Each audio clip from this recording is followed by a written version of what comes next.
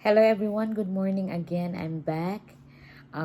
Sa Reels kasi ako nagfo-focus kasi ang mga tao hindi maka-afford masyado, yung mga pobre, mga mahirap. Hindi sila maka-afford ng wifi at saka data.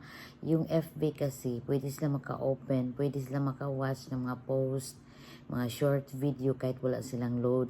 Kasi sa bukid lang sila. Yun ang tinatarget ko kasi okay lang yung mga may wifi. Pwede naman sila makadinig ng mga word of God sa YouTube, sa Facebook, kung meron sila mga wifi. Paano yung mga mahihirap, hindi makarinig ng mga word of God dahil hindi nila afford ang wifi.